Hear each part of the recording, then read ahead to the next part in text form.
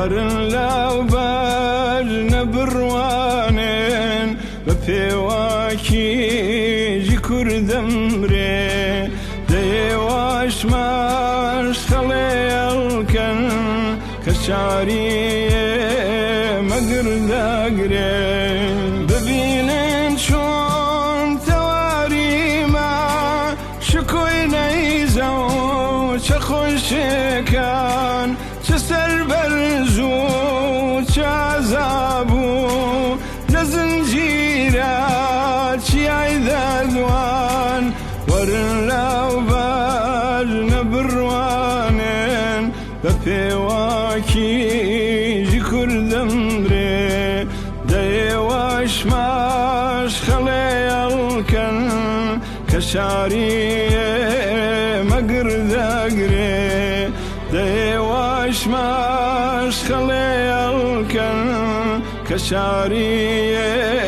مگردگره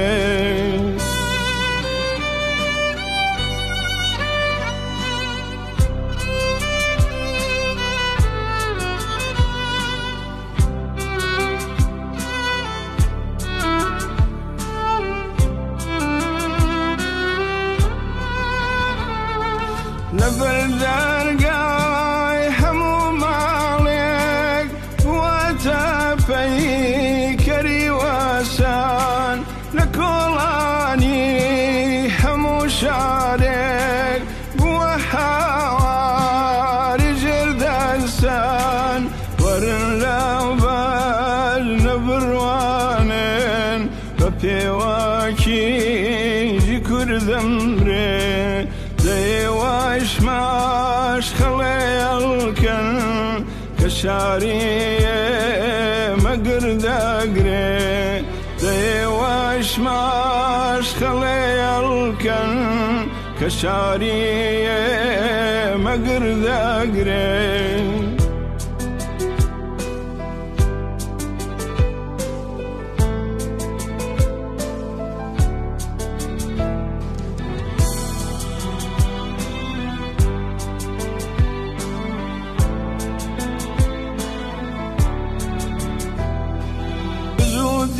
ساکە و خەڵکەی دەمێک بوو بێ بزە و دەنگ بوو چ گەشتدانێ و ئاسۆی دەمێک بوو چار و بێڕەنگ بوو ورن لاوبەر نەبڕوانن بە پێواکی جی کوردم رێ دیواش ماش خلیلکن کشاریه مگردگره دیواش ماش خلیلکن کشاریه مگردگره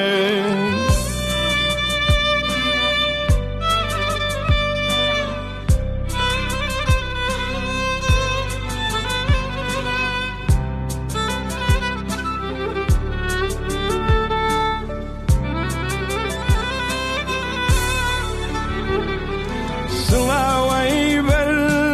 بەیانی گار بمێنی ئای ومێدی سوور هەڵۆ بابێن لە تۆ فێر بێن بە باڵی خوێن فڕینی دوور ورن لاوبەر نەبڕوانن بە پێواکی ژی کوردم رێ دیواش ماش خلیلکن کشاریه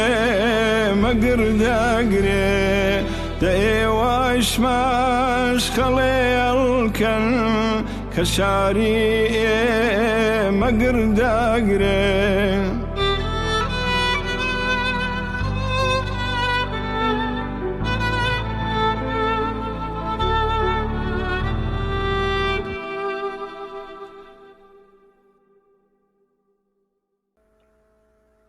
بینەران و بیسەرانی بەڕێزی رادیۆ دیالۆگ سڵاوتان دەرز دەکەم. لە هەلومەرجێکی تایبەتیە هاتوینێتەوە خزمەتتان نزیکەی حەوت لە خەبات و خەڵکی تێکۆشەری کوردستان و ئێران تێپەڕێت لە ڕۆژێکەوە کە ژینا ئەمینی گیانی بەخت کرد خەباتێکی بێوچان لە کوردستان و لە سەرتاسەری ئێرانە بووە بۆ هەڵسەنگاندنی ئەم بابەتە و بۆ بزانین وەزعیەتەکە چۆنە و بەروکوێڕوە وتوێژێکمان هەیە لەگەڵ بەڕێز ئیبراهیمی عەلیزادە دەبیرەوەڵی کۆمەڵە سازمانی کوردستانی حزبی کۆمونیستی ئێران هەرێکمانە بزانین وەزعیەتە عمومیەکە بە وەزعیەتە تایبەتیەکان چین و چ دەرسایەکی توانین لێ وەربگرین. بەڕێز کاک سەید ئیبراهیم سڵاو عەرزەکەم بەخێر دەشی برن. زۆر سوپاس سڵاوێنەوە هەروەها سڵاوم هەیە بۆ بینەران و بیسەرانی ڕادیۆ دیالۆگ. زۆر سپاس. کاک سەید ئیبراهیم نزیکەی کەمتر لە 2 مانگ زۆر سەیرمان بووە لە هەموو کوردستان لە ئێران و تەنانەت لە زۆر شوێنی دنیا بۆ ئەوەڵین جار ئەم شۆڕشە یا ئەم بزوتنەوە ئاوا دەنگی داهاتەوە هەنا پێم خۆشە بۆ پرسیاری دەستپێک بۆ پرسیاری هەوڵ زانم ئەم وەزعیەتە ئێوە چۆنە بینن دوای ئەم وەزعیەتە بەرەوکوێڕوە و هەڵسەنگاندنتان چۆنە؟ گرنگترین مەسئلە ئەوەیە کە توانیوێتی هەروەکو ئێوە ئاماژەتان بۆ کرد بەردەوام بێ نزیک بە حەوتوو بەردەوامبوونی ئەو خەباتە بە تەوژمێکی شۆڕجەرانەی سەرتاسەریەوە ئەمە بارودۆخێکی ئستثناییە لە ژیانی 43 ساڵی ڕابردووی کۆماری ئیسلامی ئێران و ئەوە خۆی زۆر زۆر مهمە کە خەڵک تا ئێستا مقاومەتی کردووە تعرضی کردووە دەستکەوتیشی بە بڕوای من بەدەست هێناوە ڕژیم زەعیفتر بووە پاشەکشەی کردووە ئەوە ئەمانەش هەمووی هەر دەستکەوت بووە ئەوەی کە لە چلەی ژینا یا لە چلەی نیکا یا لە چلەی ئەوانی دیکە دیتمان نیشان دەدا کە جەماوەری خەڵک لە هەموو فرسەتێک لە هەموو سنەتێک لە هەموو زەرفیەتێک بۆ بەردەوام ڕاگررتنی ئەو خەباتە کەلک وەردەگرن وە خەڵک بۆ ڕوونی ئەوەی لە حاڵی بۆ کە ئیتر ڕێی گەڕانەوە نییە کە دەستی پێکردووە دەبێت بڕاتە ئاخر ئەوە ڕوحیەیەکە کە مۆز دەداتەوە لە هەموو جێگایەک یعنی لە هەر کەس دەپرسی نیگەران ئەگەر بڵێ نیگەرانی چی دەڵێ نیگەرانی بەردەوام نەبوونی نیگەرانی ئەوم کە خەڵک پاشەکشە بکە نیگەرانی و لە نەتیجەدا هەموو کەس بە وەزیفەی خۆی دەزانێت بە هەر شێوەیەک لە شێوەکان ئەگەر تەنانەت ڕۆژێکی شەوێکی دەرگای پەنجەرەی ماڵەکەی کردوێتەوە و دوو شعاری دا و دوو دروشی بەرز کردوێتەوە یا کارێکی لە نظر خۆشیەوە وەرە چکۆڵەشی کردبێ هەر دڵی پێی خۆشە بۆیە پەشان ئەو کارانە بەڕاستی سکۆڵە نین وەختێک سەریە کۆ دەبنەوە وەختێک جەماوەری دەبنەوە ئیتر بەهێزێکی مادی زۆر گەورە تەبدیل دەبن ئەوە جارێ دەستکەوتێکی گەورەیە بەردەوامانەوەی دووەم شت ئەوەیە کە هەرچی زەمان دەگوزارێ وشیاری و کاری ئاگاهانە زۆرتر دەردەکەوێت لە مبارزاتی جەماوەری خەڵکدا یعنی لە تاکتیکیاندا لە شعارەکانیاندا لە کەڵگۆرگتن لە فرسەتەکان لە پەروەردەکردنی ڕەهبەران و کەسایەتی ناسرا و خۆشەویستیان لە هەمووی ئەوانەدا ئەساس دەکەی بەوە کە خەڵک تێدەکۆشێ بۆ ئەوەی کە کەموکۆڕیەکانی حرەکەتەکەی خۆی هەنگاو بە هەنگاو بەرتەرە بکە مەسەلەن بۆ نمونە ئێمە لە یەک هەفتوو ڕابردوودا شاید لە هەفتە ڕۆژ ڕابردوودا شاهیدیەوە بووین کە گروپە کۆمەڵایەتیەکان بێکەوە دەردەکەون مەسەلەن پزیشکان بە ئیمزای خۆیانەوە بە ژمارەی زۆر وەکلای دادگستەری بە ناوی خۆیانەوە بە ژمارەی زۆر تەنانەت ئیمامجومعەکانی کوردستانیش بە ژمارەیەکی چەند سەد کەسی بە ناوی خۆیانەوە دەردەکەون و پشتیوانی دەکەن لەو جنبشە ئەمە نیشان دەدا کە ئەم بزوتنەوەیە خۆشبەختانە سەری پاشەکشەی نییە و دەڕوا بەرەوەی کە هەموو ئامانجەکانی بەدیبێنێت لەم کەمتر لە 2 مانگ لەم 6 هەفتە گەلێک دەستکەوت بەدەست هاتووە فرسەت و هەلی چاک بۆ خەڵک چ لە کوردستان چ لە هەموو ئێران و تەنانەت چ لە دەرەوە بەدەست هاتووەوەوانە پێم خۆشە بزانم لە تێڕوانینی ئێوە فرسەت و هەلەکان چین بۆ ئەم دوو ماڵە و مەترسی و خەتەرەکانیش چییە بۆ ئەو شۆڕشە بۆ ئەو بوجودنەوە؟ واقعیت ئەوەیە کە خۆی شۆڕژ یا دەورەی شۆڕژگەرانە خۆی فرسەت دەخڵقێنێ. ئەو کارانەی کە لە ڕابردوودا بە نظر دەگران ناکرێ دەورەی شۆڕشدا و سەردەمێکی وەکو سەردەمی ئێستادا خۆی فرسەتی بۆ دەخڵقێ. لەبەرەوە من ئەوەی کە دەبینیم هەموو ڕۆژێ فرسەتی تازە دەخڵقێ و ئەوەی کە ئێستا دەبێت بە تایبەت لە کوردستان سەرنجی بدرێتەوە و ئەمیتی پێ بدرێت ئەوەیە کە خەڵک جەماوەری شۆڕژگێر و ڕاپەڕی و دەبێت بە جەماوەری خەڵک نیشانی بدەن کە ئامانجی ئەوان تەنیا ڕوخاندن نییە بەڵکە لە هەمان کادا بیناکردنیشە و دەبێت استعداد و توانایی بیناکردن لە حرەکەتی ڕۆژانەی ئەمڕۆی خۆشیاندا نیشان بدەن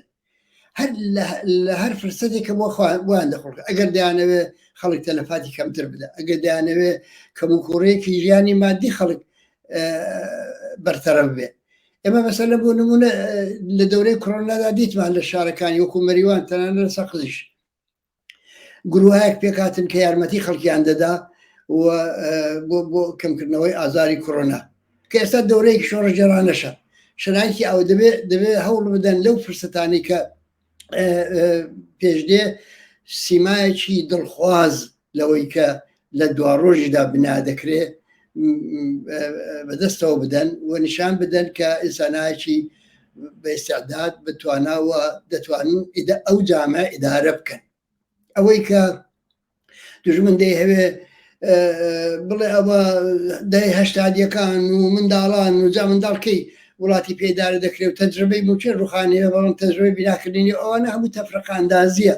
ڕاستە جوانان نەوجوانان ئەوانە بە شور و شۆق و بە گڕوتاوێکی زۆرتر هاتوونە مەیدان بەڵام دەرس وەردەگرن لە باوکو دایکەکانیان دەرس دەگرن لە بەساڵاتچۆکانیان و ئەوە هەمووی ئەو فرسەتانەیە کە دەخۆکەوە ئێمە نابێ ئەو دەرفەتە بە دوژمن بدەین بەو جۆرە ڕیزەکانمان لێک جیاکاتەوە. ئەمە جوانانن ئەمە داهێشتادیەکانن ئەمە ژنانن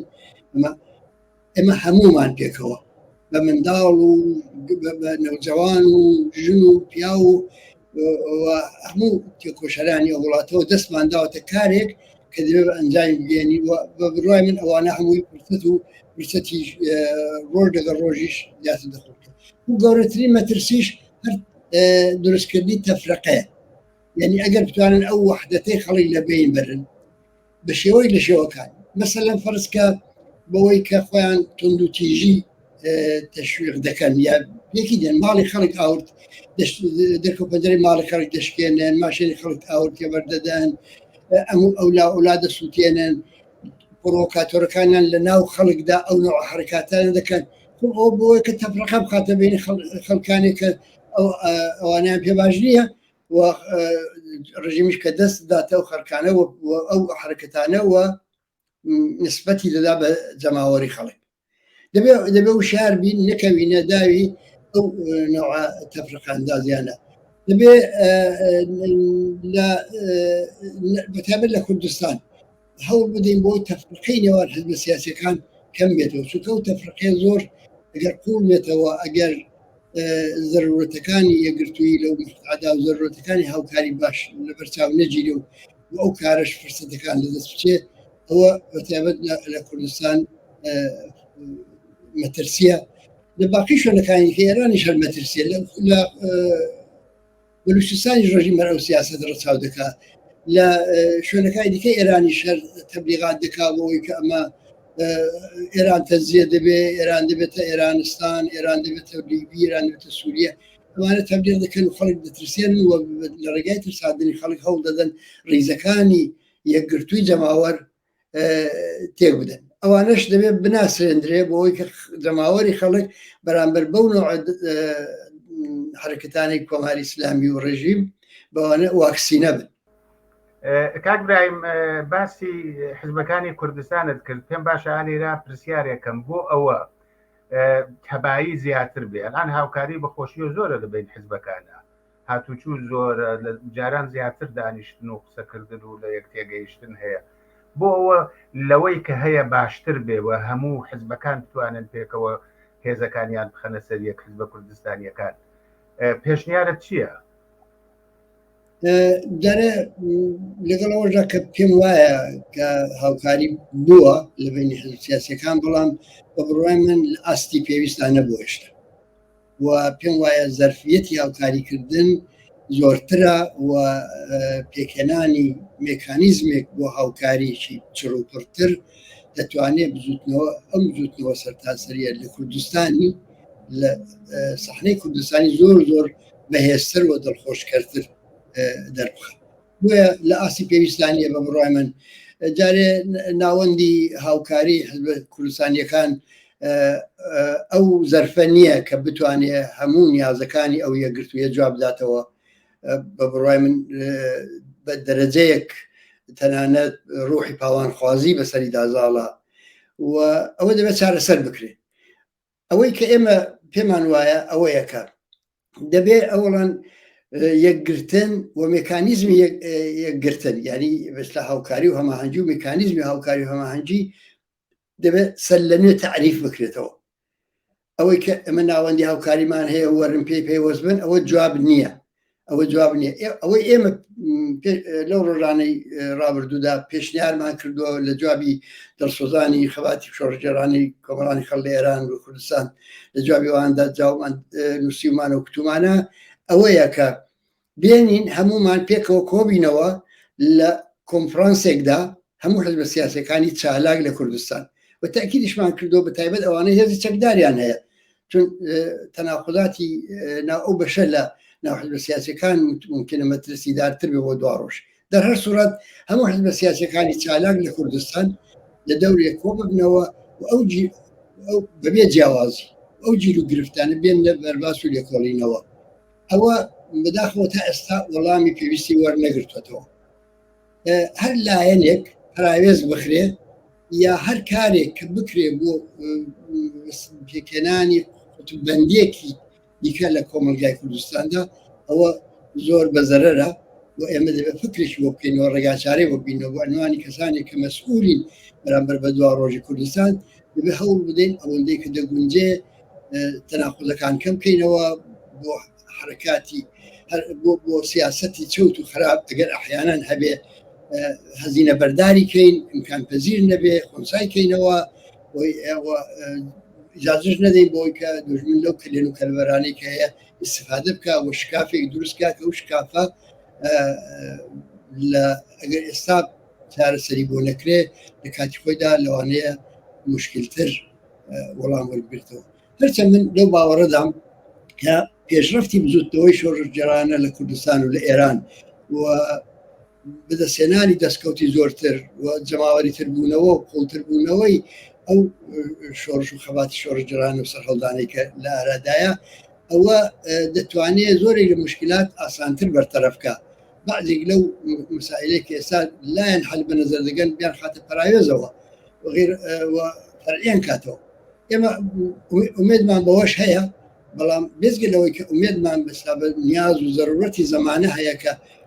ئەو مشکلاتە ڕەفکە ئومێدمان بە دیالۆگ و گفتوگۆیەکی مەسئولانەش هەیە کە هەمەلایە نەبێ بۆ ئەوەی کە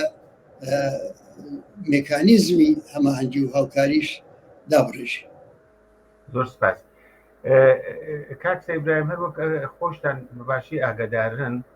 ماوەیەک پێش لەوە جەلیلی ئەوەی کە مزاکراتی ئەتۆمی ئێرانی ئەبردە پێش و جزوی بە ئێسڵات تۆنڕەوەکانی ناو حکوومەتەوە باسی ئەوەی کرد کە لە تاران لە مەناتقی مرکزی ئەوان لە نیروی نەرم ئیسفادەکەن ینی بە قسەی ئەو لە سپا زیاتر کوژراوە هەتاکوێ خەڵک بەڵام ئێمە پێچەوانەکەی شتایەک ئەبینین لە بلوچستان یا لە کوردستان وەکو هێزی ڕق وەکو خشونەتێکی زۆر چون دیارە بە پێی ئامار دوای سیستان و بلوچستان مازندەرانە زیاترین وێسڵا خەڵک جاریان بەخت کردووە بەڵام ئاوا هێشتا لە خەبەران نییە ئەوێت بە هەر دەلیلێ بە تایبەت شاری ئامل من پێم خۆشە لەسەر کوردستان مەکسێ بکەین لەم ڕابتە چی بکەین ئێمە چون قسەی جۆرا و جۆریش لەیرا و لەیرا ئەبیسرێ و بەحس و مناقشەیشی لەسەر ئەکرێ چی بکەین لە کوردستانە کە ئێمە زیاترین دەستکەوتمان بێ وە کەمترین زەرەر و بە ئێسلا گیان بەختکردنی ناپێویست چێ لە کوردستان و چێ لە هەموو ئێران و تایبەت لە کوردستان بە نظری من ئەوەی کە زۆر مهمە انعطافە لە تاکتیکدا، یعنی قەت خۆمان بە یەک شکل بە یەک تاکتیک و بە یەک ڕەوش لە خەباتی لەو خەباتێکە لە زەریاندایە نەبەستینەوە. ئەوە زۆر مهمە و نیگەران نەبین مەسەن ئەگەر ڕۆژێک خۆپیشاندان نەبوو، ئەگەر لە منتەقەی خۆپیشاندان نەبوو، ئەگەر لە شارێک خۆپیشاندان نەبوو، ئەوە وزوتنەوەکەمان تووشی مەترسی بووە. بە پێچەوانەوە ئەگەر هەماهەنگی بێ بینی شوێنەکان و انعطاف بێ لە تاکتیکدا، ئێمە دەتوانین سیمایەکی دیکە لە بەردەوام بوونی ئەو جنبشە نیشان بدەین. یعنی ئەمە نیشان بدەین کە ئێمە ئەو حرەکەتانەمان چ پراکەندە بێت، چ کچکۆڵە بێت، چ گەورە بێ بەردەوامە. ئەوە یەک و دوو هەم دوژمنیش بەردەوام بوو لە زەعیبوونە. ئەوە زۆر مهمە. مەسەلەن فەرزکە ناکرێ مەسەلەن شارێک هەموو بەسلا خۆی جەماوەری خەڵک شارێک پسنە مەیدانی شەڕی یەکلایکەرەوە لەگەڵ دوژمن.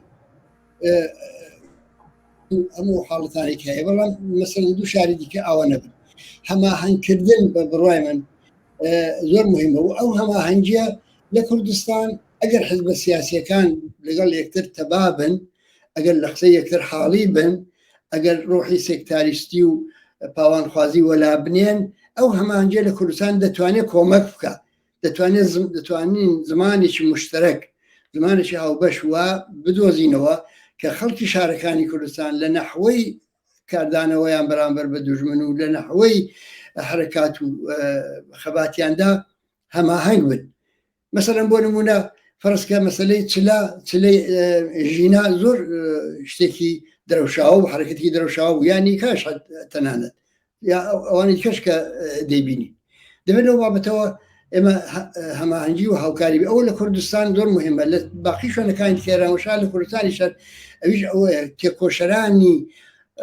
کە بکردەوە ڕەهبەری ئەو حرەکەتانان شارەکانی جۆرا-جۆر لەگەڵ یەکتر پەیوەندیان هەبێت. بەسا من لەبیرمە کە وەختێ مانگرتنی گشتیمان بوو، بەردەوە مانگرتنی گشتی ساڵانی ڕابردوو کە چەند موردیمانە مەسەر کەوتوانە بەڕێوە برد، تێکۆشەرانی ئەم شار و ئەو شار لە تەماسی نزیکدا بوون لەگەڵ یەکتر، هاتوچۆ یەکتریان دەکرد، کاری خۆیان لەگەڵ یەکتر هەماهەنگ دەکرد. خۆ بەڕێکش خەتەر بوو، بەڵام دەرەها زەرورەت بوو. لەبەرەوە ئەو پەیوەندیانش زۆر زەروریە. مەسەر خەڵکی بۆکان لەگەڵ خەڵکی مەهاباد و بۆکان لەگەڵ خەڵکی سنە دیواندەرا سەقز لەگەڵ هەموو ئەوانە پێشڕەوانیان تێکۆشەرانیان هەماهەنگیان بکەن و ئەوە بە بڕوای من کۆمەک دەکا بۆ کەمکردنەوەی تەلەفات و پاشان مەرحەلەیە کە تێیداین دەبێت تەشخیصی بدەین. مەرحەلەیە کە تێیداین مەرحەلەی تعرضی نهایی بۆ سەر دام و دەستگاکانی دەوڵەت نییە. هێشتا ئەو مەرحەلێنی ئەو مەرحەلەش حتمەن نزیک دەبیتەوە و نیشانەکانیشی دەبینینە وەختە. تەبعەن لەوە مەرحەلەیەکدا جەماوەری خەڵک حازرن بە فیداکاری و بە گیانبازی، قسەیەک لەوە نییە. بەڵام وەختێک هێشتا ئەو قۆناغە ماوێتی نابێەوە پێش ڕووداوەکان بکەوی، دەبێت هەماهەنگ لەگەڵ ئەوانە حرەکەت بکەین. خەڵکی کوردستان نە وە دوای ڕووداوەکانی تاران بکەون، نە وە پێشی بکەون، هەوڵ بدەن بکردەوە هەماهەنگیکەن ئەگەر کرا بە عەمەلی و لە ڕێی ڕێهبەران و ئەوە. من پێم وایە ئەوەی کە لە ئەوڵیشەوە باسمان کرد، واردبوونی عنسوری وشیاری و ئاگاهی بۆ ئەو بزوتنەوانە و دوورکەوتنەوەی لە ئیحساسات و لە تووڕەیی ئانی و تەبدیلبوونی مبارزەکە بە حرەکاتێکی نەخشەمەند و بەرنامە بۆ داڕێژراو، ئەوە دڵخۆشیەکە کە هەنگاو بە هەنگاو خەریکە بەدی دێت. حکوومەتی جمهوری ئیسلامی بزوتنەوەکانی پێشووی لە ماوەیەکی کورتە سەرکوتە کرد و دوایش ئاهات بە ئێسلاحی و ئەوێمە سەرکەوتوین و ئەوانە دژە شۆڕش بوون و هەر شتێکە خۆی پێخۆشە. ئەلان هەموو شەواهدەکە ئەوە نیشانات کە ناتەوانن لە سەرکوتی ئەم دەورە و هەر ئەوڕۆ کە خامنەی کە قساکە پێشترەی و هیچ نین وانە ئێسەوەکو شەڕ ناوی لێوات ژێ شەڕێکی زۆر هێنە. هەرکمە بزانم ئەو احتمالاتی سیاسی کە دیارە نەیتوانێت تا ئێستا سەرکوتی بکە و خەڵکیش هەموو هێزەکانی نەهێناتە پێش بڕێکی ژێژن حکوومەتیش هەموو هێزەکانی بۆ سەرکوت نەهێناتە پێشێ بەڵام بڵێکەڕێن هەرو پاسدارانن لە لباسی شخصیە هەرو بەسیجانن بارحاڵ ئەوەی کە توانیوێتی هێنایەتی هەرکمە ئەو پرسیارەکەم ئەوەیە ئایا ئەگەرە سیاسیەکان کامەن یعنی ئەو احتمالاتانە کە ئیمکانی هەیە پێش بێت چین تا ئەو جێگای کە بە خامنەیی و سەرانی ڕژیم مەربوطە بە بڕوایمان خۆیان دەزانن دوورە دەکەن و بە شپەڵاغا لە ڕوومەتی خۆیان سوڕادەگرن ئەوان لەبەرەوەی کە شاخەکهای حسیان لە هەموو گۆشەکناری ئەو جامعەدا بڵاو بووتەوە و ئەخبار و ئیتلاعاتی مەربوطە بە دووربینی مستەقیم هەموو لەحزەیەکی هەموو کوچە و کۆڵانێک کۆ دەکەنەوە و دێبنە بەردەستی سەرکردایەتی و فەرماندەهیان لەبەرەوە ئەوان ناکرێت بێ ئاگابن لە دامەنە و لە قورسایی ئەو مبارزاتی کە لە جەریاندا ئەوەیە بەڵام تەبعاً ئەوەی کە دەیکەن ئەوە تەبلیغاتە بۆ ئەوەی کە ڕۆحیە ڕێزەکانی خۆیان بپارێزن و تااندا ڕۆحیە خەڵکیش زعیف بکەن ئەوە جارێ شکی تێدانێ دووەم ئەوەی کە ئایا جمهوری ئیسلامی لە هەموو زەرفێتەکانی خۆی استفادەی کردووە خۆ جمهوری ئیسلامی ئەسلحەی بەدەستە و خەڵکیش بەدەستی بەتاڵن چونکە خۆشی ئەوەی تەشخیصداوە کە لە مەرحەلەیەکدان کە ئەوە ئیتر پێشی شۆڕشی بۆ ناگیرێ لە واقعدا دەتوانم دوو ترسەیە ترسی جەماوەر و ترسی خەڵک جیان گۆستۆتەوە ترسی ڕژیم و ترسی خەڵک ئەو جیان گۆستۆتەوە قەدیم زمانێک خەڵک لە ڕژیم دەترسا ئێستا ڕژیم لە خەڵک دەترسێ و دەترسێ و ناوێرێ ئەو سلاحی کە هەیەی بەکاری بێنێت چونکە دەزانێ ئەوە ینی هەموو فرسەتێکی لە دەست دەدا بۆ احتیمالێکی لەو چکۆڵش بۆمانەوەی بەرەوە من لەو باوەڕێنیم لەگەڵ ئەودا زەرفێتی سەرکوتگەری زۆرە لەگەڵ ڕێستەوە میکونێ بەرامبەر بۆ کە خەڵدە وشار بێ خۆ بپارێزێ لە زەربەی ئەوان بەڵام لە هەمان کاتدا دەزانم ئەوانیش دەستیان ئاواڵە نییە لەوەی کە هەموو ئەو هێزەی خۆیان بەکار بێنن و ناتوان بەکاری بێنن و ئەگەرەوەیان بەکارهێنا لە نەزەر خۆیشیانەوە دەکەونە ڕێگایەکی 100% غیرە قابلی هەڵگەڕانەوە بەڵام کە لەوە بگوزارین بەڕای من ڕژیم فوتوفەنی هەیە لە دەستدا کە دەتوان دەستیان بداتێ نەکە لە ڕووی ئەو ڕژیمە و تەشخیصی ئەمە لە ناسینی بەڵکە لە ڕووی تەجربەی هەموو شۆڕش و راپەڕین و سەر هەڵدانەکانی وڵاتانی ڕابردوو وڵاتانی دیکەی دنیا ئەمە بە ئێمە دەڵێ کە ئەو ڕژیمە چەندین زەرفێتی هەیە کە هێشتا بەکاری نەناوە ئەلبەتە وشت پێ بڵم ئەوانش بەکاربێنێ من پێم وایە هەروەکو چۆن تونند و تیژی زۆرتر نواندن ڕێگاچارەی نیە ئەوانش ڕێگاچارەی نییە بەڵام ئەویش بیر لە ڕێگاچارەی موقەتیش بۆ دەخوات دەکاتەوە ئەویش بیر لەوە دەکاتەوە ئەزین ستون تا هەنستون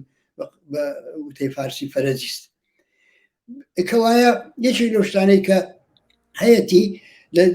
ئەوی دەموچاوەکان بگۆڕێ ینی مەسەلەن فەرزکە نێوی دەرێن کودتا بەڵام من ناڵم هەرچی ممکن بە تەوافقش بکرێ منزور ئەو نیە کودتاشی خوێناوی ئەوە دەکرێت بەڵام کابینە منحل کاتەوە بڵێن نالایەق بوو ناتەوان بوو ڕئیسی وەلا بنێن بۆ تاران و حکوومەتێکی نظامی دابمەزرێنن و ئەو حکوومەتی نظامی بڵێ مەسەرن لە ماوەی چەندمانجی ئاهەندەدا ڕفراندۆم دەکەین لە ماوەی چەمانجی ئاهەندەدا هەڵبژاردن دەکەین دەوڵەتی دائمی ئازادی و انتخاباتی خەڵک دەبژێرین بەڵام فعلەن بۆ ئارامکردنەوەی وڵات دەسەڵاتی نظامیەکان پێویستە ئەلەو نەوە عشتانە ممکنە بتوانە بیکە یعنی ممکنە بیکە دەبەرەوەی کە ئەوەش کارێکە لەو کارانەی کە پێش ڕوخانی تاقی دەکاتەوە حتمما لە پاڵشیدا ئەلبەتە هەوڵ بدا بەعزێ ئیسلاحاتێکیش بکا بۆی کە دڵی خەڵک بەدەست بێنی بەڵام خەڵک دەیان ناسن و لە ساڵ 96ەوە بەڕاستی ئەو دروشمانەی کە خەڵک دەیدا لە 96ەوە کولی حاکمیەتی بردوتە ژێر پرسیار ئەگەر پێشتر مەشروعیەتی چوو بۆ ژێر پرسیار ئێستا حاکمیەت و دەسەڵاتی لە 96ەوە چۆ ژێر پرسیار و لە یەک دوو مانگی ڕابردووشدا دەبینین کە کولی مەوجودیەتی کەوتۆتە مەسیرێکی قەتعی بەرەو نەمان ئەوە بۆیە ئەو فکرانە دەکاتەوە ڕگەیانە چاو دەکات بە نەزەری من تەنانەت لە زەرفێتی ئیسلاح تەڵەبەکانی استفادە دەکات هەر ئێستا زۆرێک لە ڕۆژنامەکان و دەرایت و سایتانی کەم سەر بە ڕێژی من باسیەوە دەکەن بابلیان و دەگە خەڵک بکەینەوە ڕۆژانی جمعە گفتوگۆی ئازاد تەرتیب بدەن لە سەدا و سیمای جمهوری ئیسلامی بعضی نیشان دەدەن کە ئامادەی بە بعضی عەقب نشینی و پاشەکشان ئەو نوع پاشەکشانە من غێرە ممکنی نازانم بەڵام لە هەمان کاتدا دەبێت ئەوە ماهیەت و ناوەڕۆکی ئەو پاشەکشانە بناسێنرێ و بزانین کە جمهوری ئیسلامی لەم ڕێگایەوە دەیهەوێت لە تەوژمی خەباتی شۆڕژەرانە کەم کاتەوە ئەو مبارزە وردە وردەتەدا لە شور شۆقی ئەوڵی بخات و بەرەودامرکانەوەی ئەوە کەوابوو دەبێت بەرامبەر بەم تاکتیکاوەنە و بەرامبەر سیاستانی دوژمنیش وشیار بین و لە کاتی خۆیدا ڕێگای گونجاو بۆ خونساکردنەوەی بەدەست بێنی خۆ مەسەلەن ئەگەر فەزای سیاسی کراوە مەسەر هاتن ئەوەیان کرد فەزای سیاسی ئێرانیان تۆزێک کردەوە ئێستا حتەڵە بیان هەسەرکار هەرچی یاری نیوچە دموکراسی خۆ دەبێ بەرقرارکرد لەو نیوچە دموکراسیادا هێزی چەپ و ڕادیکاڵ و پێشکەوتوخواز و سکولار و ئەوانە هەموو فرسەت بەدەست دێنن بۆکە خۆیان ڕێکخان بۆ خۆیان بۆ تەعەڕوزی بەعدی ئامادەکەن و دەبێت ئەوانش ینی ئەو تاکتیکانش کە دوژمن ڕەچاوی دەکا بۆ دامرکاندنەوەی شۆڕش دەبێت جەماوەری خەڵک وەکو فرسەت کەرکانیەوە بگرن کاتێ برایم پێت وایە ئەمان لە وەزعێتێکە هەن ئەتوانن ئێوە فەرموتان یەکی ڕفۆرمە سریە ئیسلاحات بکاوەوانە یەکی کودەتایەکە یەکێکی سەرکوتێکی خوێنی من هەرەکمە زرعی چوارمێکیشی پێزی ئەو کەم ئایا ئەوان ئەتوانن ینی ئەو ئیمکاناتیان لەباری اقتصادیەوە لەباری ئیجتیماعیەوە هەیە و لەلایەکیش و خەڵکەکە بەوانە ڕازی ئەبن یا مەسلەی ڕووخانی ڕژیم خەڵکەکە بە کەمتر لەوە ڕازی نابن الان هەموو شەواهدەکە ئەوە نیشانەدا یارە مەلا و حکوومەتی جمهوری ئیسلامی زۆر جار ئەتوانن زەهرەکە بە ئێسڵا لە ئاخرا بە خاتری مەسلحەت و بەقایان ئەو کارانە بکەن ئەو مانۆڕە سیاسیانە بن بەڵام ئێوە پێتان وایە نییە ڕووخاننیش یەک گوزینەیە لە مەقابلی خەڵکە تەنها دەوڵەت نییە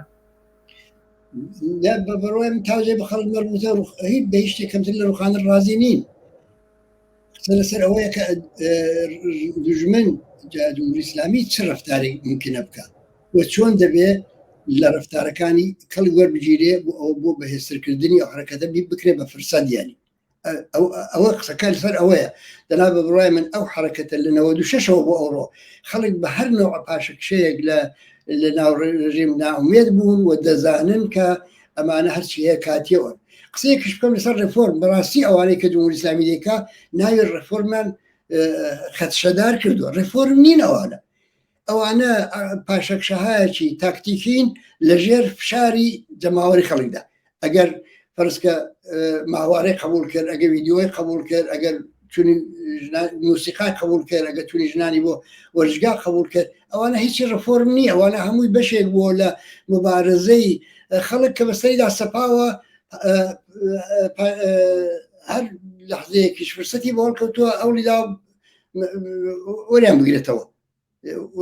بۆیە ئەوانە ئەوەی کە جمهوری ئیسلامی دەکا پێی ناکوێت ڕفۆرمەوە فقط دەرفەت بەدەستهێنانە بۆ دووبارە ئەوەی کە ڕادەی خۆی بەسەر جەماوەری خەڵکدا بسەپێنێت من هیچ بە هیچ وەچیز خۆشببینیەکەم نییە بەوەی کە ئەو ڕژیمە لە ڕێگای ئەو جۆرە ڕفۆرمانەشەوە حتا نەجاتی بێ لەو بحرانە ئێستا بەڵام ئەوە مانای ئەوە نییە کە ئێمە خۆمان بەرامبەر بە تاکتیکەکانی دوژمن ئەوەک وارزوکردن واکسینە نەکەین دەبێت بیان ناسین و بزانین چۆن لە کاتی خۆیدا خونسایان کەینەوە ڕاستەکان ئەوانەی کە خۆیان بە بەدی لەدارن هەر لە سەڵتەنەت تەڵەبەکان و لە لیبراڵەکانەوە لە مجاهدینەوە ئەوانەی کە لە سەفی سەراسەریە دەستیان کردووە بە مانۆردان کابینە دروستەکەن دەوڵەتی لە تەبعید دروستەکەن بەرحاڵ ئەو باسەکانی هەیەوەوانە و لەناو ئەوانەیشە باسی پەرچەم و ئاڵا زۆر جدی بووە لە ناویانە حەدیەقەل لە دەرەوە لە ناوە فەرقەکە وەزعیەتەکەەوەوانە هەرێکمە بزانم خوێندنەوەی ئێوە چییە بە تایبەت لە ڕابطە لەگەڵ مەسلەی ئاڵا لە کوردستانیش مەترا هاتا لەم ئاخرانە پژاکیش مەسلەی ئاڵای کوردستانی قبول کردووەوانە من خۆشە بزانم خوێندنەوەی ئێوە چییە لە ڕابطە لەگەڵ ئاڵا و ئەو مەسەلانە و بە تایبەت وەختی دێتەوە سەر کوردستان پێم خۆشە لە پێش جوابی بەشی ئەوڵی پرسیارەکەت دەمەوە کە فەرمووتان خەریکی دروستکردنی کە حکوومەتی کاتی و بەدیل و ئانن بڕای من بە هیچ جۆرێک لە جۆرەکان جددی نییە، بە هیچ جۆرێک لە جۆرەکان قابلی ئەتنایەکی سیاسی مهم نییە، نەک لەبەرەوەی کە من پێم خۆشە یا پێم خۆش نییە، بەڵکە لە ڕووی پرۆسەی واقعیش خەڵگرتنی بەدیل و بە تەجربەی هەموو دنیاش ئەم بەدیلانەی کە ئەوان خەریکی سازی دەکەن هەر لەو نوعەیە کە مجاهدین ئەوە ساڵهای ساڵە پێش ئەوان ڕێی جمهوریشی دیاری کردووە، دەوڵەتی موقەتشی دیاری کردووە، وەزیرەکانیشی دیاری کردو، بەرنامەشی بۆ داڕشتون هەموو کارانەی کردووە. پێم وانە ئێستاش لەوەش دەستکەوتێکی دیکەی لەوە زیاتر حاصل بێت. بۆچی وا نابێ؟ لەبەرەوەی کە بەدیل یا بە وەسیلەی هێزێکی داگیرکەری دەرەکی ممکنە مستەقر بێ، پێ وڵاتەکە داگیرکە هێزی زۆر بەکاربێنێ، دوای هەر کەسیش پێ خۆش بوو لەسەر جێدانێ. مەسەڵەن فەرزکە سەدام حەملەی کرد بە کوێیت، لەوێت چوو مەسەڵەن دەوڵەتی کۆیتی دانا، ئەو بەدیلی بۆ دەوڵەتی کۆیت دروست کرد. ئەم نوع بەدیلانە ئەگەر خۆیان حاضر و ئامادە بکەن بۆ شتێکی ئاوا ممکنە. هەویش تازە دەزانین کە گزینەی هێرشی نظامی و گزینەی ئەوەی کە جمهوری ئیسلامی بە زۆری چەک و نیروی هەوایی و نیروی نازان پیادە نظام و هەموو ئەوانەی غەرب و ڕۆژاوا وڵاتانی ناری جمهوری ئیسلامی بۆ گروپی لە سوودانیە کە وایە ئەو ئومێدەی ئەوان پوچە. بەڵام بۆچی دەکەونە شوێنی؟ بۆچی یعنی ئەوەندە ئایا تەجربەی سیاسیان نییە کە ئەوە نەبینن؟ واقعیت ئەوەیە کە ئەوانە زۆر بەپەلەن. بۆچی بەپەلەن؟ چونکە بەردەوامبوونی ئەو مبارزەیە و بە قوڵتربوونەوەی هەتا دێ زەرفیەت و ئیمکانی بوونی ئەوانی بە بەدیل زۆرتر تا لەبین دەچێت. ئەوان لە بەردەوامبوونی مبارزە و لە قوڵتربوونەوەی و لە چوونە خوارەوەی بەرەو جنبشی کاریگەری و بەرەو بزوتنەوەی خەڵکی فەقیرنشینەکان و ڕووی سۆسیالیستەکان و کۆمۆنیستەکان لەوانە لەوە دەترسن و دەزانن کە ئەم پرۆسەیە لە نەتیجەی بەردەوامبوونی ئەو مبارزەی حاصل دەبێت و بۆیە بەپەلە پیان وایە دەتوانن لە جێگایەکەوە شۆڕشەکە بقرتێنن. ئەوە سیاسەتی قرتاندنی ئەو خەبات و مبارزەیە کەوان بەعنوانی بەدیل کەوتونە شوێن. ئەوە جارێ بەدیل مەسەلەن بۆ نمونە بزانین دەورەی سەرکاری خومینی چۆن بوو بە بەدیل؟ ئایا خومینی لە ڕووی ئەوە کە چونکە لە نەجەف بوو دوای چوو لە شاتۆ و لەوێ بەعزێک تەبلیغات و قسەی کردو پەیامەکانی گەیان بە ئێران لەوە بوو بە بەدیل؟ نەخێر لەوە نەبوو بە بەدیل، لەوە بوو بە بەدیل کە تەشکیلاتێکی هەبوو بە پانایی هەموو ئێران کە بەیان دەخوت حیزب الله، لە هەموو گەڕەکێک مزگەوتێکی هەبوو، لە هەموو مزگەوتێک مەلایەکی چەند بوو، پوڵ و پارەیەکی زۆری بەدەستەوە بوو بەبێ کۆمەڵی دەرەکیش، ساهمی ئیمام و زەکات و هەمووانە کۆ دەبوو لای مەرجەی تەقلید و ئەوانە خەرجیان دەکرد و هەموو ئیشێکی ڕۆژانەی ئەو حرەکەتانی کە لەژێر ڕەهبەریەوەدا و بەکاریان دەهێنا. لە ئاخرین لەحزەکاندا توانیشی ئەمپریالیزمی ئەمریکا و غەربیش پوچەل کاتەوە و ئەوانش ڕازی کا بەوەی کە ئیتر دیفاعکردن لە شافایدەی نەماوە دەبێ بە بوونی ئەوان ڕزات. دەر هەر حاڵ دەمێ بڵم ئەمەیە پرۆسەی بوون بەوەی کە وایە لە خارج لە شکلگرتنی ڕەهبەرانی بکرداری لەناوەوە و مەقبوڵیەتی ئیجتیماعی پەیداکردنی بەرنامەی ئیجتیماعی ئەوان و متمانە پێکردنیان لەلایەن جەماوەری خەڵکەوە لە ناوەی ئێران غیرە ممکنە بتوانین بۆ ئەم شۆڕشە و بۆ ئەو جنبشێکی ئێستا هەیە بەدیلێک لەسەرەوە ساقینەوە. ئەوە معجزەیەکە کە ئەمانەت چاوەڕێی دەکەن جمهوری ئیسلامی زۆر چاک ئەوە دەزانێت و بۆیە زاهیرەن وانشان دەدا لەوە نیگەرانە، زاهیرەن وانشان دەدا کە ئەوە نێویان دێنێ و کە ئەوە خەتەرێکە و هەمووانە ئەوە زاهیری ئەوە لە واقعدا ناوەڕۆکی خۆیدا بۆ لە باربردنی ئەو بەدیل و ئالتەرناتیڤەیە کە لە ناو خۆی جەماوەری ڕاپەڕیودا وردە ساغ دەبێتەوە و ئێستا چەند هەنگاو هاتووینە پێشێ، بەڵام چەندین هەنگاومان هێشتا ماوە دەبێت خۆناغەکانی بناسین، هەم بەردەوام بین و هەمیش تەلەفات نەدەین لەو فاسلەیە. لە ڕابردە لەگەڵ پەرچەمە ئاڵا ئەو مەسەلەکە بەڵێ مەسەلەی پەرچەم دەرێ بە بڕوای من کوردستان پەرچەمێکی نییە، یعنی هەرێمی کوردستان پەرچەمی خۆی هەیە، بەڵێ حکوومەتێک هەرێمی کوردستان وەکو حکوومەتێکی هەرێمی بەڕسمیت ناسراوە لە یاسای بنەڕەتی وڵاتە جێگا خۆی کردوێتەوە پەرچەمێکی هەیە خەڵکی وڵاتەکەی خۆی قبولیان کردو ئەو منداڵێکی بەدەستیەوە دەگرێت هەرێمی کوردستان پەرچەمی هەیە باقی دیکە کوردستان پەرچەمی نیە حزبە سیاسەکانیش بۆیان هەیە پەرچەمیان هەبێت هەر حزبێکی سیاسی حەقی هەیە لۆگۆی خۆی هەبێ ینی معمولەن وایە لۆگۆیەک بخۆی تعینکە ئارمی بخۆی تعینکە مۆرێک بخۆی تعینکە و پەرچەمێکیش بخۆی تعینکە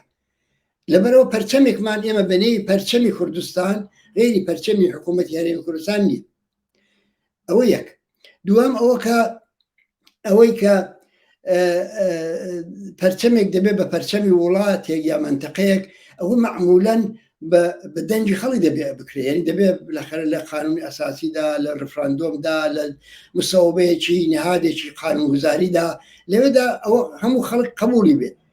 يعني بۆیە مهمە تەسویب بکرێت دەبێت چونکە هەموو خەڵی بێ قبولی بێ وەکو نمادی خۆی بەڕسمێتی بناسێ بۆ ئەوەی خۆی پێ بناسێنێ و خۆی پێ معرفیکە ئەو پەرچەمە بەرزکاتەوە ئێستا پەرچەمێکی شێوەی پەرچەمی حکوومەتی هەرێمی کوردستان هەیە ئەوە پەرچەمی حزبی دموکراتی کوردستانی ئێرانە حزبی دموکراتی کوردستانی ئێران ساڵهای ئەو پەرچەمەی هەیە بە پەرچەمی خۆی دەزانێ حەق خۆیەتی وەکو هەموو حزبێکی دیکە بەڵام حزبێکی سیاسی پاڵدەستی کە ئەو ڕێبازی حزبی دموکراتی قبول نییە کە مخالفێتی دی عینی پەرچەمەکەی حزبی دموکرات دەکات بە پەرچەمی خۆی و ناویشی دەنێت پەرچەمی کوردستان خب ئەوە خەڵک بە جددی وەرناگرێەوە بەڕاستی بەرەوە دەبێت ئەووەڵەن لە ئێستادا ئەو حاڵەتی ئیدئۆلۆژیک بوونە لە پەرچەم بینە دەرێ ئەو حاڵی تەقەدس و ئیدئۆلۆژی و بیر و باوەڕی ئەوانەنی ئەوە نمادێکە تازە ئەو نمادەت کە دیت دێ بچێ سوراغی ناوەڕۆکەکەی بچێ ناوەڕۆکەکەی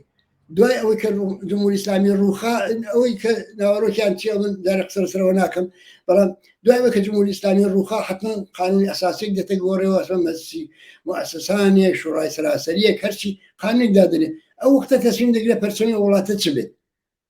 هەر ئەو پەرچەمە بێ جۆرەی دیکە بێ ئەم لای بکەن ئەو لای کە پەرچەمی زۆر وڵاتان لە کاتی ئەو نەڕەشەوشانە ئاڵوگۆڕی تا وجودی بۆیە ئەو کێشەیە کە ئێوە باستان کرد ئێستا لەسەر پەرچەم هەیە لە واقعدا لەسەر پەرچەم نییە لەسەر ناوەڕۆکی پەرچەمەکەیە ناوەڕۆکی مەسەرەن ئەگەر فەرزکە سەڵتەنەت خوازەکان زۆر سەخلەت دەبن بۆ کە پەرچەمی کوردستان بەرزکرێتەوە لەبەرەوەی کە ئەوان زۆر سەخلەتن بە مەسەلەن دروشمی مافی دیاریکردنی چارەنووس و حقوقی نەتەوەکان و هەموو ئەوان پێی عەزیەت دەبن بۆ ناڕەحەتن ئەدەیەکیش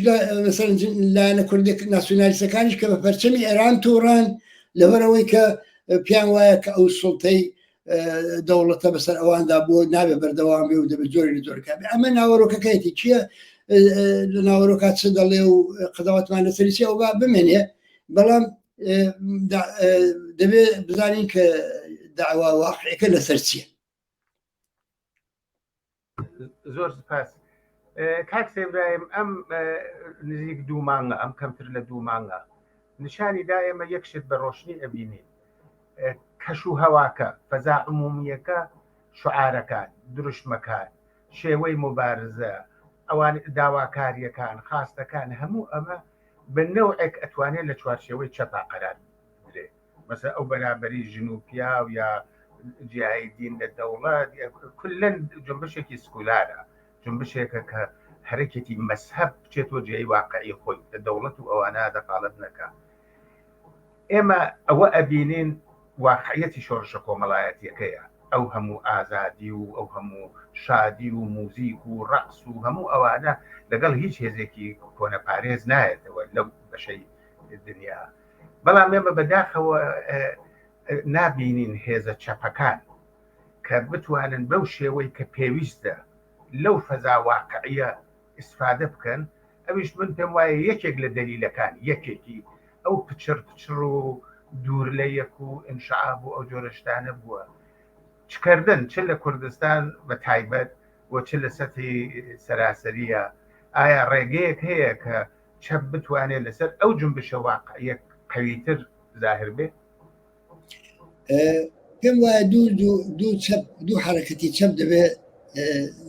لێک جیاکەینەوە یاری بە جیا بەڕەسیکەین یەکێکیان ئەو چەپە کۆمەڵایەتەیە کە ئەو دروشمانە لەلایەتی دەکا و ئەو دروشمانەی بەرز کردۆکەوە ئامژتان بۆ کرد دروشمی ژن ژیان ئازادی جایدین لە دەوڵەت هەموو ئەو دروشمانەی کە ئەمڕۆ لە هەروکو فەرموتان لە ناوەڕۆکی لە بزوتنەوەی شۆڕجەرانی خەڵداردا هەمووی ناوەڕۆکی چەپیانەیە ئەو وازە و کە ناوەڕۆکی چەپی هەبوو خب ئینسان نیروی مادیشی هەیە خۆ ئەو ئینسانانە حەی و حاضر و زیندون کە ئەو دروشمانیان بەرز کردوێتەوە گیانفیدایی لە پێناویدا دەکەن کەوایە ئێمە دەگەڵ ئەو چەپە بەرەو ڕووین کە لە ئاسێکی کۆمەڵایەتیدا بە پانایی هەموو ئێران وجودی هەیە بەڵام هەروەکو چۆن باسیەوەمان کرد کە بەدیل هێشتا ساغ نەبووتەوە و بەدیل لە پرۆسەی بەردەوامبوونی ئەو مبارزە و بەردەوامبوونی شعارەکانی پێشڕە و شۆڕژەرانەی خۆی ساغ دەبێتەوە هێزی چەپیش لەو پرۆسەیەدا دەتوانێت یەکگرتووی بەدەست بێنێ و دەتوانێت زەرفیەتەکانی واقعی خۆی دەربخە ئەو چەپە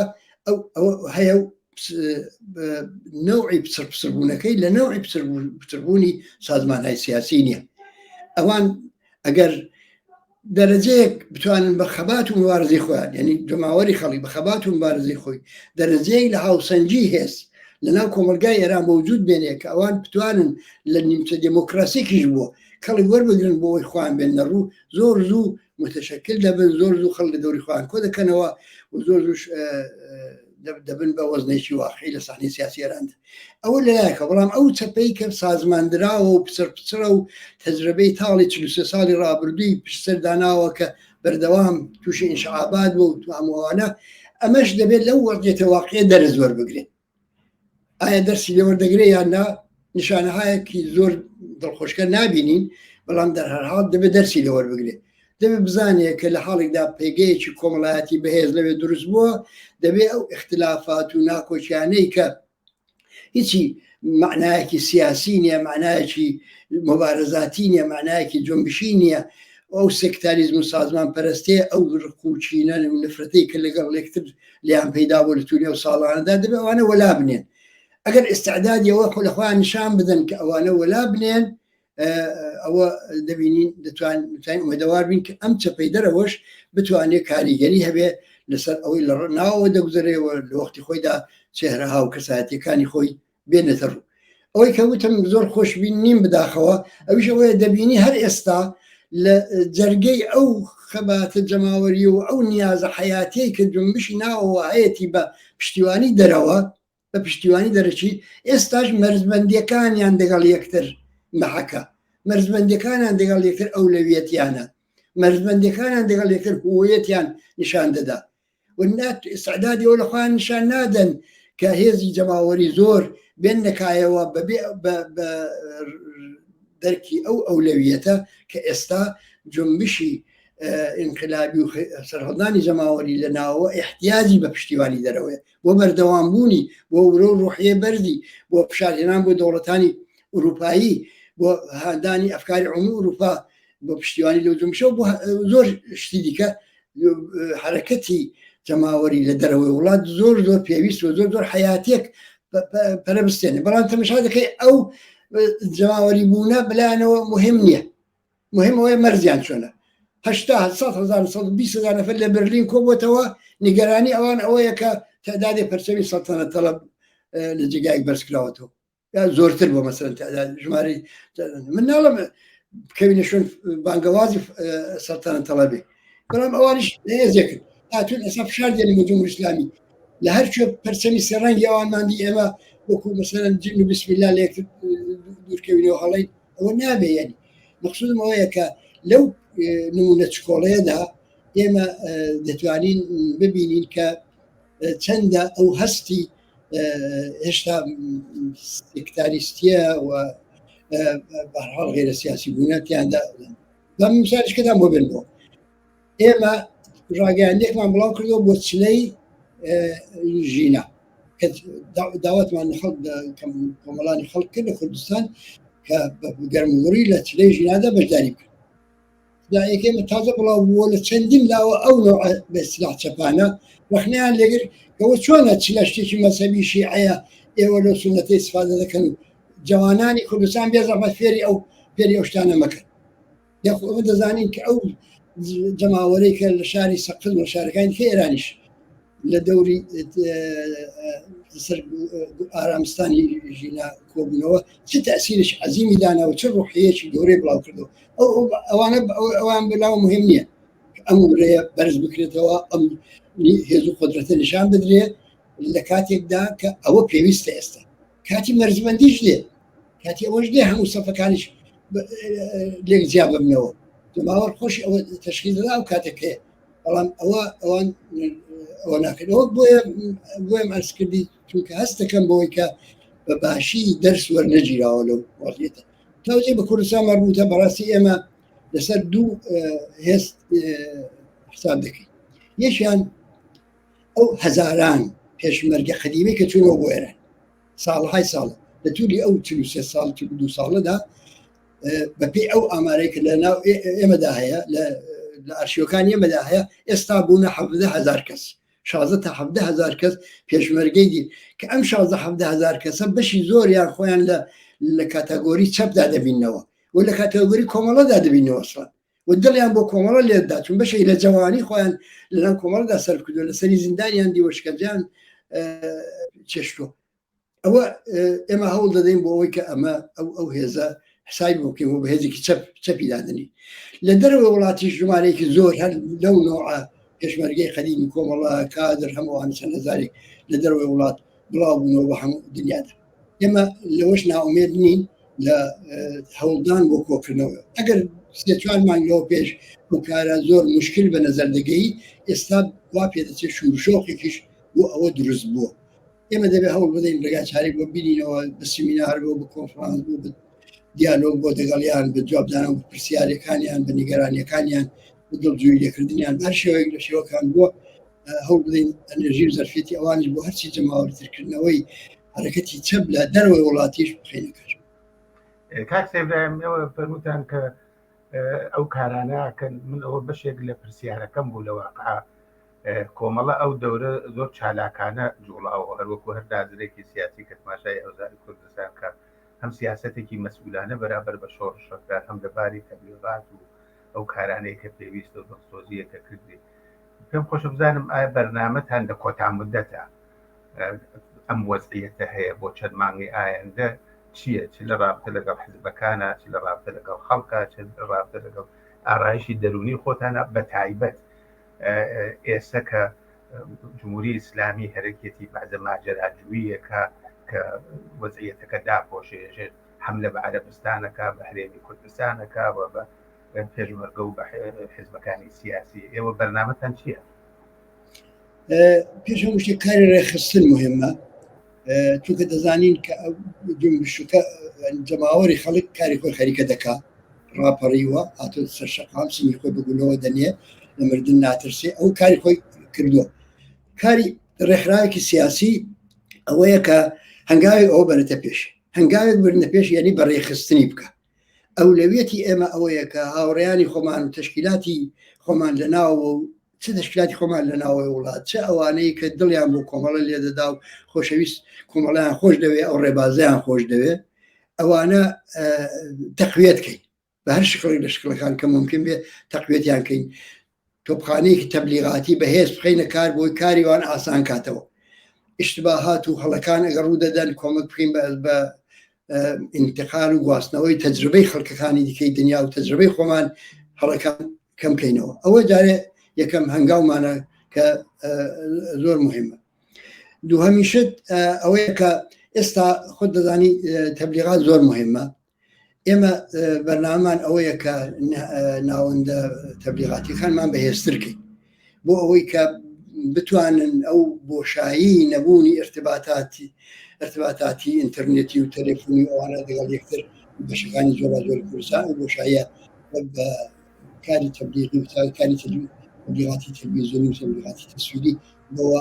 بکەینەوە. لە هەوڵی ئەوە داین بەوەی کە نەهێڵی هیچ زەرفیەتێک هاوکار بێ لەگەڵ ئێمە لەو زەمینەدا بێ مەسرەف بوێنێتەوە. بێجگە لەوانە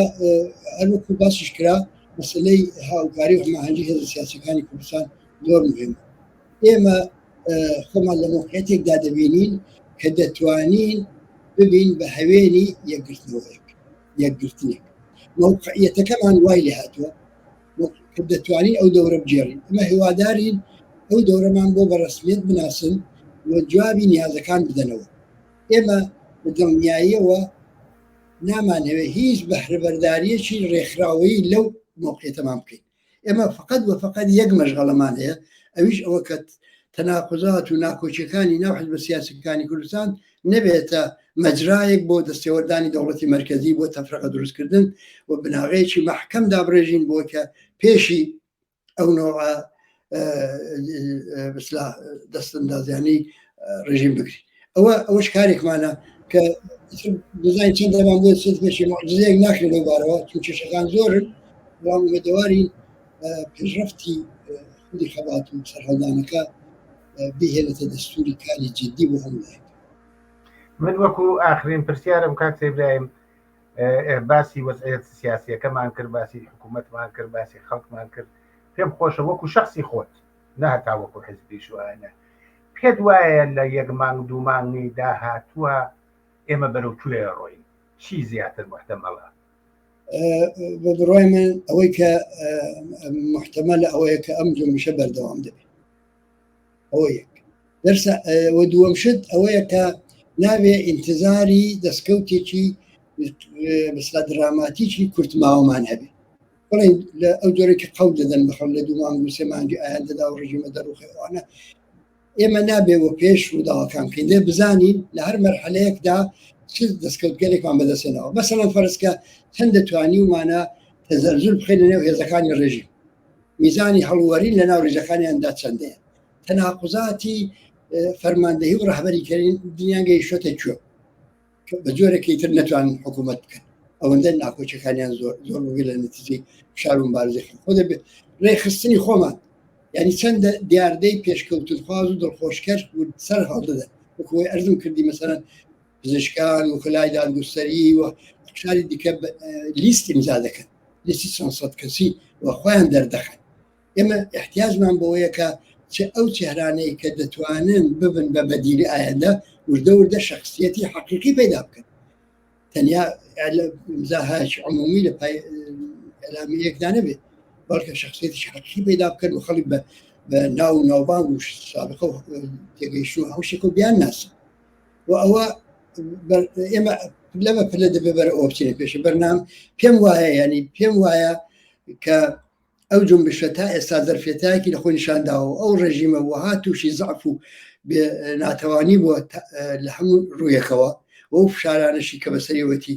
زیاتری کردووە ئەوانە هەمووی وان نیشان دەدا کە جمهوری ئیسلامی ئەگەر لە ئەوڵیشەوە هەر نامۆ بۆ جامعەیە ئەگەر زمانی مەشروعەتی لەدەستدا ئێستای تر تەواوەن دەسەڵاتی چۆتەژێ پرسیار و خەڵک پێم وایە ناکشێنەوە لەوە، بەڵام تەبعەن دەبێ خۆمان بۆ لەبەردی سەختتر ئامادەکەین. زۆر سپاس بەڕێز ئیبراهیمی عەلیزادە دەبیرەوەڵی کۆمەڵە سازمانی کوردستانی حزبی کۆمونیستی ئێران. بینەران و بیسەرانی بەڕێزی رادیۆ دیالۆگ بەم جۆرەی هاتینە کۆتایی ئەم بەرنامە. ئێمە بەنیازین لەگەڵ ڕێبەرانی حزبە سیاسیەکانی کوردستانە زنجیرە وتوێژێکەکەین کە بزانین پۆشنەگای هەر حزبێت و هەڵسەنگاندنیان چۆنە لەسەر ئەم وەزعیەتە. هەر لێرەش و داوا لە هەموو بەڕێزانەکەین کە بەشداری بەرنامەکەمان بێت. پێویستە وەکو هەموو جارێک سپاسی هاوڕێیانی عەزیزمان بکەین بەبێ یارمەتی و بەبێ دڵسۆزی ئەوان نەمانەتوانی ئەم بەرنامە پێشکەشکەین بە هیوای سەرکەوتنی خەڵکی کوردستان و خەڵکی ئێران لە دژی کۆماری ئیسلام ئێران هەر بمێنن بە شادی و سڵامەتی. بۆ هاتنە کۆڵانی ساماوە بۆ ترس و ماچە تێکاڵاوە بۆ خوشکی من و خوشکی تۆ خوشکەکانمان بۆ دارزان و گۆڕانی مێشکەکانمان بۆ ڕوو زەردی و سیای و گیفانی خاڵی بۆ باوک و نەداری و ژیانی تاڵی بۆ مناڵی کار و دەست فرۆشی بۆ کۆڵبەر و ژنی هەتی و لە کۆشی چی بۆ گۆڕستانی ئاوات بۆ جادە قەیدار و بووکانی بێزاوات زیندان و کەلەپچە و گوناحی نەکرد و ڕۆشینەوە و درود زەنجیانی بابرد و بۆ ناڵە و گریانی بێ کۆتایی بۆ نیگاری دووبارەی ڕاهایی بۆ پێکەنینی ڕوخساری ماندوو بۆ خوێنگە و خوێندەوەر بۆ داتوو